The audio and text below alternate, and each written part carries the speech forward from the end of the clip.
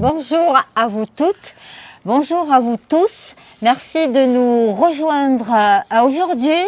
Alors, dans ce bel espace qu'on adore avec Jérôme, quand on grimpe sur ce village d'artistes qui est Gorbio, et pour y rencontrer un peintre connu, bien sûr, renommé, et qu'on a toujours grand plaisir à accueillir, Michel Lisnard, notre invité, bonjour. Bonjour Nadine.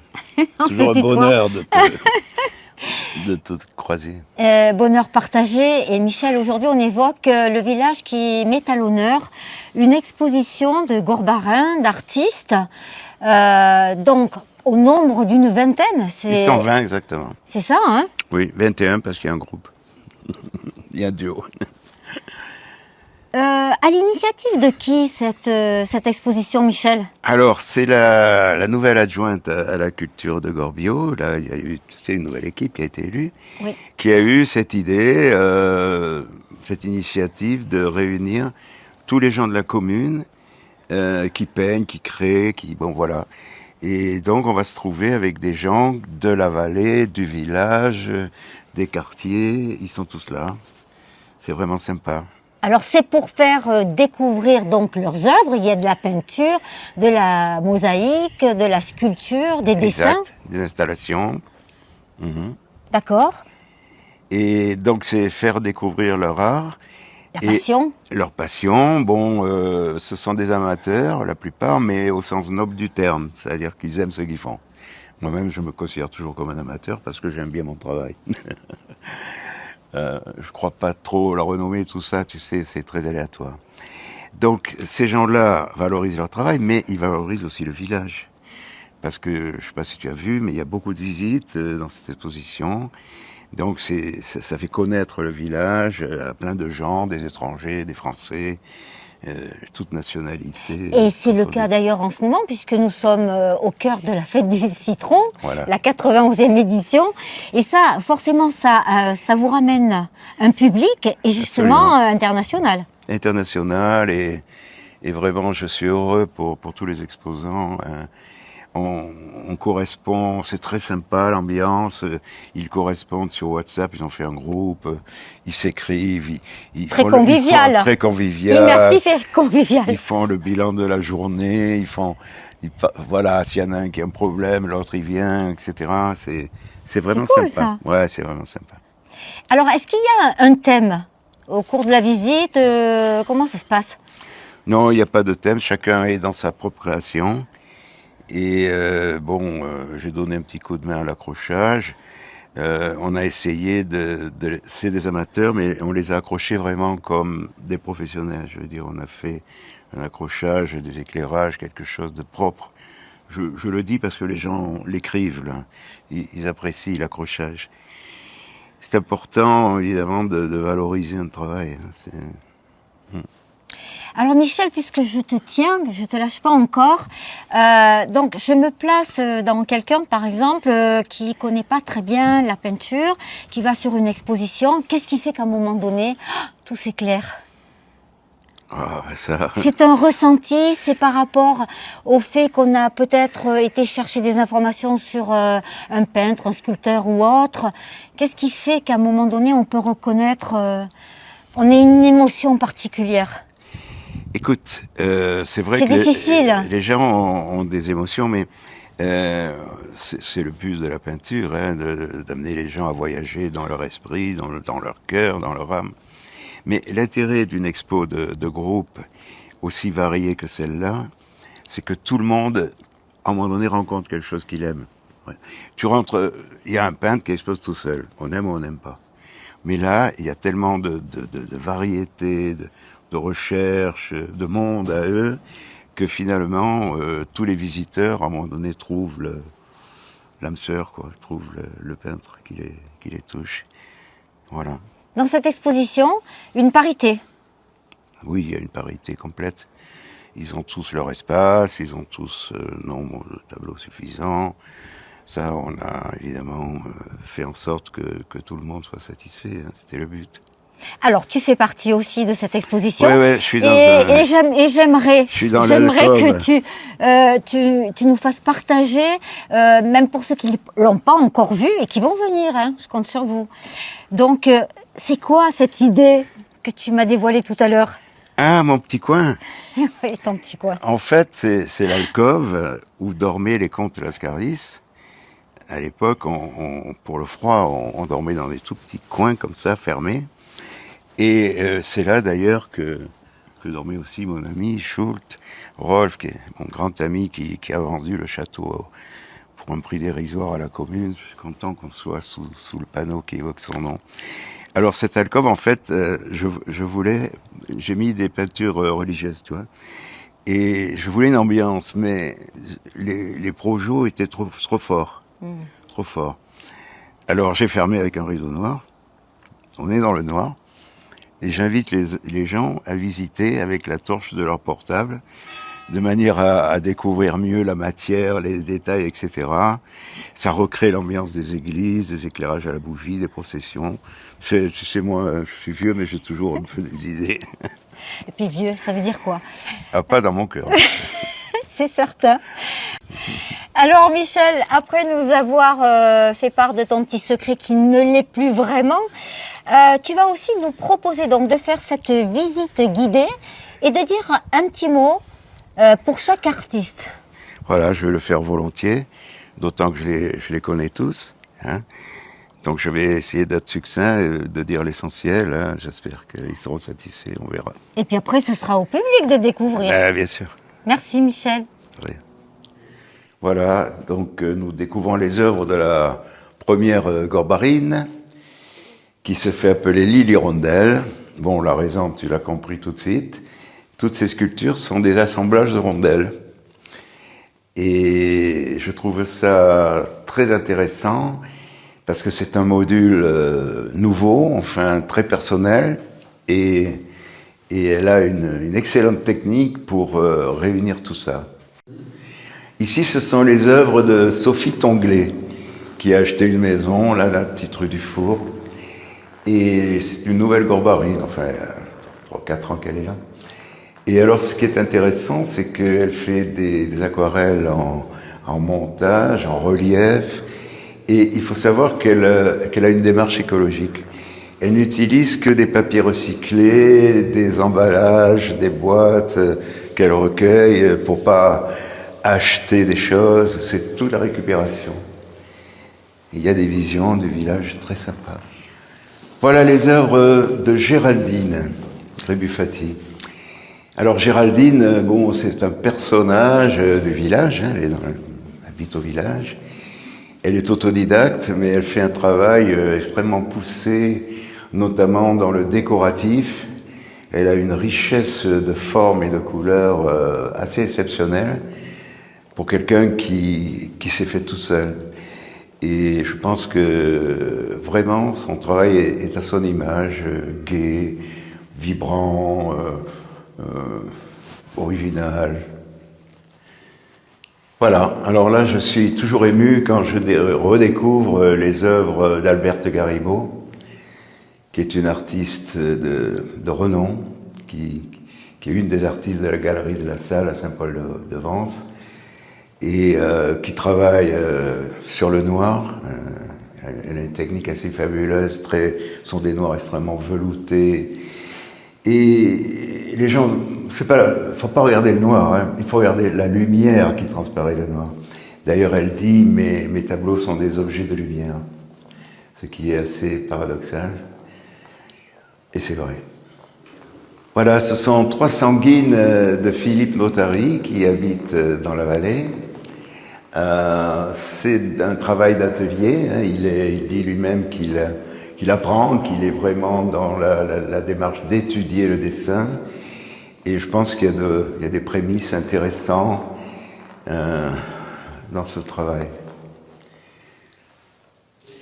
Voilà, ce sont les œuvres d'Éric de Méa, dit Doudou, tout le monde le connaît, Doudou, qui habite le village donc, et que j'apprécie beaucoup, bon, en tant qu'homme, mais en tant qu'artiste, car il a une technique assez impressionnante. D'ailleurs, il n'y a qu'à voir ce personnage africain là. Il y a une qualité de travail qui me touche, qui me touche. Voilà, ce sont les dessins de Christelle Moreau. Alors Christelle Moreau est un personnage extrêmement sympathique, extrêmement vivant. Quand elle garde le château, tout le monde est ravi. Enfin. Et ces petits dessins, elle raconte que l'idée lui est venue aux toilettes, chez elle, parce qu'il fallait décorer. Donc elle a commencé à faire des petits dessins parce qu'elle n'avait pas d'espace. Et puis là maintenant, ça a pris une dimension. Elle est sur les réseaux sociaux, elle vend un peu partout dans le monde entier. Elle travaille sur commande. Elle fait des choses, tous ces personnages sont des créations à elle. Voilà le monde de Morissette Berton. C'est un monde un peu onirique. C'est un monde de... Moi j'y vois des paysages, bon, chacun y voit un peu selon sa sensibilité. C'est un travail qui est d'une grande technicité. Derrière son aspect onirique, encore une fois. C'est du beau travail. Elle a évolué. Voilà, donc là, nous sommes devant une œuvre du Gave. Alors, c'est un groupe vespasien expérimental. C'est un groupe qui est assez connu, hein, qui a fréquenté les plus grands artistes de la figuration libre. C'est un groupe qui a marqué par sa peinture. Par sa création. Il y a aussi des peintures. Hein. Là, il y a essentiellement des personnages qui sont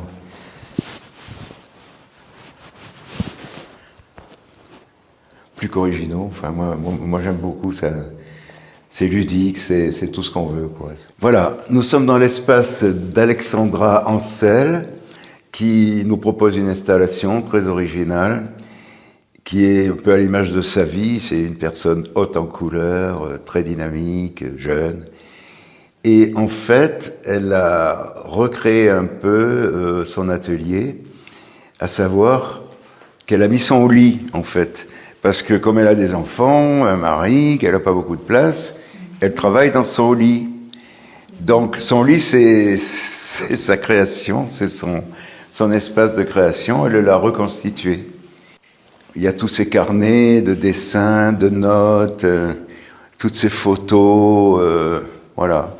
On est complètement dans l'art, dans le concept du rêve, hein, puisque c'est ça. Nous sommes dans l'espace de Marcel Vial, qui fait partie des aînés de l'exposition, comme moi, comme Albert, comme Michel. Et c'est une autodidacte passionnée qui traite un peu tout en peinture, en dessin. Elle fait aussi des dessins en noir et blanc, enfin, du fusain. Elle fait beaucoup de choses. Alors c'est émouvant de la trouver là parce que elle est née sur la place du château pratiquement. J'ai une photo d'elle où elle est toute petite devant la fontaine. C'est vraiment la gorbarine de Racine. Voilà, nous sommes dans l'espace de Léonard Vicari, qui est un jeune homme qui habite dans le quartier de l'Hacienda. Alors c'est un globe-trotteur, en ce moment il est au Brésil, il a toujours plein de projets dans le domaine des médias, du cinéma. C'est une sacrée personnalité, Léonard. D'ailleurs je l'appelle Leonardo.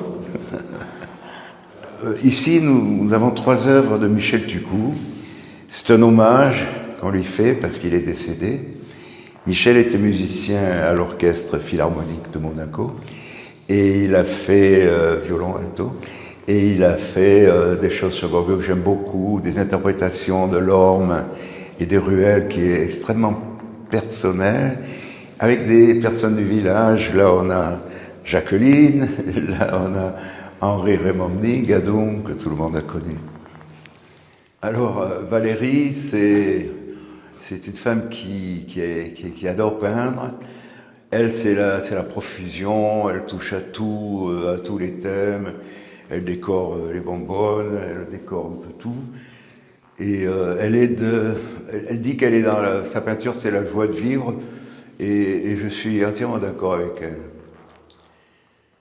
Ici, nous sommes devant les œuvres d'Éric Brocchi, qui est un employé communal, service technique, et qui travaille depuis toujours à l'aérographe.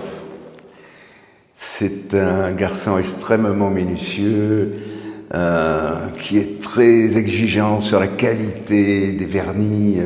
D'ailleurs, c'est des vernis de carrosserie. Hein. Et puis, il ne faut pas qu'il y ait le moindre... il est très perfectionniste.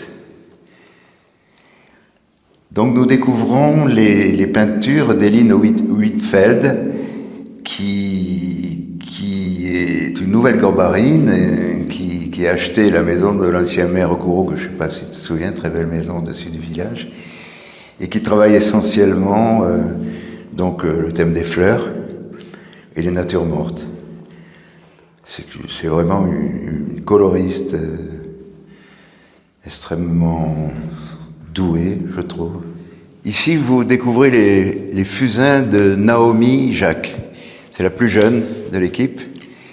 Et j'apprécie beaucoup son travail parce qu'elle amène le fusain à quelque chose de nouveau, je trouve. Quelque chose d'extrêmement solide, bien structuré, bien contrasté, alors que le fusain, en général, c'est assez fade. Et elle a le mérite de faire ce travail personnel. Bien, dans l'entrée, vous êtes accueillis par les mosaïques de Françoise Buron, qui habite la vallée de Gorbio.